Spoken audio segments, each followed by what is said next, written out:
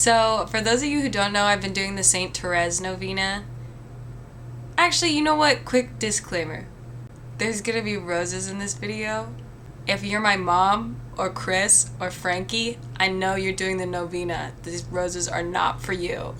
Because I know about the novena, it cancels it out. This won't be your encounter. It's not your rose. Now that that's out of the way, yes, I've been doing the novena. It's a 9-day long prayer asking St. Therese to intercede on your behalf. And basically the idea is at the end of the prayer, let me see.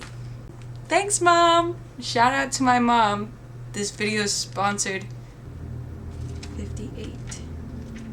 Nice little index. Great feature. Love it.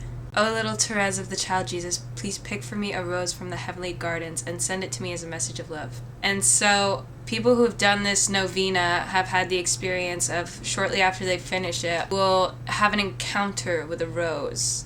You maybe will be gifted one by a stranger, or, I don't know, maybe it falls out of the sky, whatever.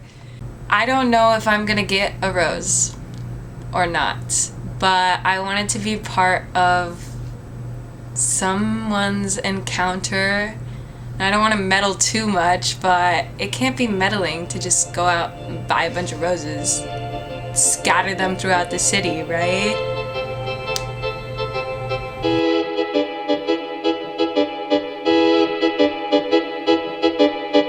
You're up, you'll get down. You're never running from this town. And I think you said you'll never get anything better than this, 'cause you're going round in a circle. What are the chances someone saying the novena is even gonna find them? I tried to do the math. DC is 20% Catholic. Then I tried to find stats on what percentage of Catholics say the St. Therese novena.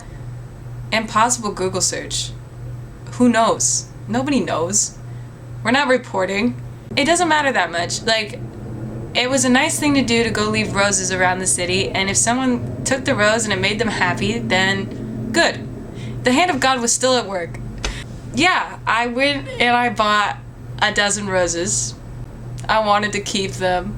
I wrote a bunch of little notes, and I fixed them to the roses, and I went and stuck the roses and like tied them to trees and stuff around the city. And I wanted to really reach a broad range of people. I don't want to leave them all around my neighborhood. I want to go a little out there, go a little crazy. I took the metro to Farragut West during rush hour, and there's commuters all over the place. This is where it just started to be a really bad day for me. I thought this was gonna be a fun, cute thing that I'm doing. No.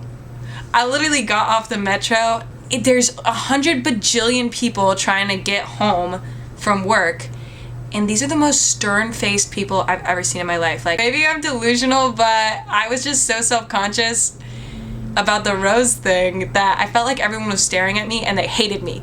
I offered a rose to a lady who kind of looked over at me and like looked at my roses. I was like, here you go. Can I give you a rose? And she goes, no, thank you. And like speed walks away.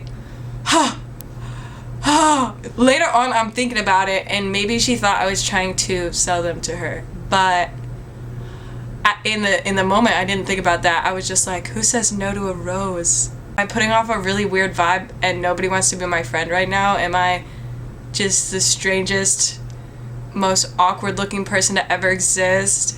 Who knew that walking around with a bunch of roses would be like rejection sensitivity training? It was terrifying. My plan is I want to leave these roses places where people walk so that someone will see them. But the thing about leaving something somewhere where someone's going to see it is someone's going to see you leaving it there. And I already felt like I looked weird. Like, what am I looking like putting a rose up with a little note on it? They're going to see me and they're going to be like, what a whack job. What is she doing? Even worse, having a camera with me, like trying to snap some footage. I gave up on that. As you can see, I don't have very much footage of this event because I got so embarrassed. But I did see that someone took one of my roses because I had to walk past the spot where I put it on my way back to the metro, and it was gone. My immediate thought was, oh my gosh, someone took it and threw it in the trash because it's litter and they hate everything beautiful in this city. But maybe it did go to someone who really appreciated it and was like, oh my gosh, that's cute. That's really cute. I hope so. After I put up 3 flowers in the Farragut area, I hopped my little butt back on a metro to Virginia. First time in my life, I finally understood that dumb slogan, Virginia is for lovers. Girl, I never liked that slogan. It makes no sense to me. Why is Virginia for lovers? I would never describe Roslyn as being like a cheery place or like warm at all. In fact, when I first moved here, I was like, wow, it's a lot like Seattle. Like, people mind their own business. They don't really interact with you too much. Like, people don't look at you when you're walking. Oh my gosh, no! Compared to DC, Roslyn was feeling downright cheery. I was like, wow, there's such a warm, inviting energy in this area. Virginia really is for lovers. And I put up all the rest of my roses in Roslyn because I was feeling so happy and so blessed. 2 people even smiled at me because they saw a young girl with a bunch of roses. Who isn't delighted by that? Who isn't delighted by that? But I was very deliberate not to be too meddlesome. I didn't leave the roses by any churches. I just was doing a little legwork for St. Therese, you know? And there's nothing wrong with that. I was celebrating her on her feast day. And it just obviously didn't go entirely the way I planned. It was not that cutesy. It was not that fun. I'm glad I did it, but girl, if someone reached out to me and gave me a rose, I'd be really happy.